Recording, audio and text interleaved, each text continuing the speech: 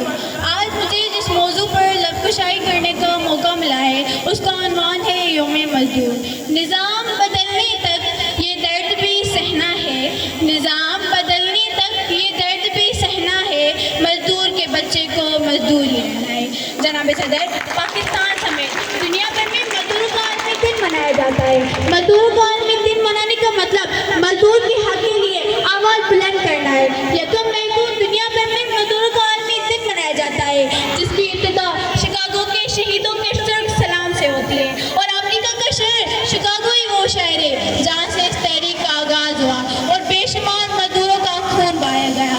اور یکم مئی کا دن ایک تہوار اور تقریب کی طرح منایا جاتا ہے۔ یہ دن ہر سال اپنے ساتھ بے شمار سوالات لے کر آتا ہے اور بغیر جواب لیے ہی واپس چلا جاتا ہے۔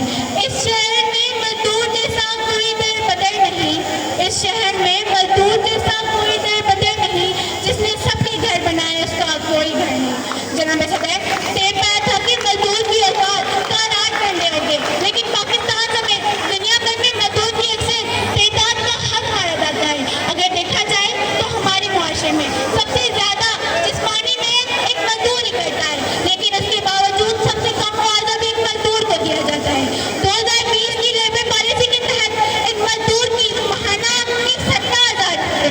اگر دیکھا جائے ماہانہ آمدنی 17,000 روپے، سوال یہ پیدا ہوتا ہے اتنی مہنگائی کے دور میں اتنی کم آمدنی میں ایک مزدور اپنے بیوی بچے کو کیسے پالتا ہے؟ اور مہنگائی کی رفتار اس قدر تیز ہو چکی ہے کہ متنوع اور متوسط طبقات کے لوگوں کے لیے بھی مہینے کے اخراجات کرنا مشکل ہو رہا ہے۔ اور کئی ایسے مزدور بھی ہیں جو یومیہ اخراجات پر کام کرتے ہیں، ان کے حالات تو دوسرے مزدور سے بھی بدتر ہیں، انہیں کام نہیں ملتا، کبھی کبھار پورا دن انتظار کرنے کے باوجود بھی خالی ہاتھ گھر لوٹ جاتے ہیں۔ جو موت سے نہ ڈرتا تھا بچوں سے ڈر گیا، جو موت سے نہ ڈرتا تھا بچوں سے ڈر گیا، ایک رات خالی ہاتھ جب مزدور ٹھہر گیا۔ مزدور کے عالمی دن پر کئی تقاریب، ریلیاں، اجلاس منعقد کیے جاتے ہیں۔ ان اجلاس میں حکومت کے اعلیٰ افسران اور عہدیدار بھی شمار ہوتے ہیں۔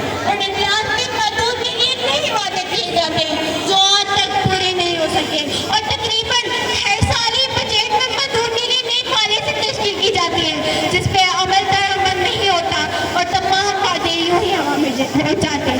اگر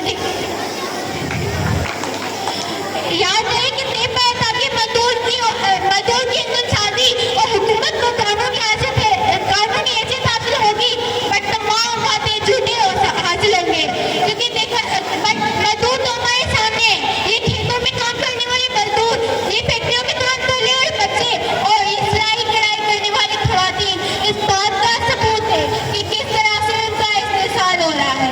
اور پاکستانی حکومت پاکستان سے یہ توقع ہے کہ مزدور کی خاطر کو اقدامات کے لیے اقدامات اٹھائیں تاکہ مزدور بھی اپنے بچے اور اپنی زندگی اچھے سے گزار سکے۔ اور میں اپنی تقریر کا اختتام اس شعر سے کرنا چاہوں گی۔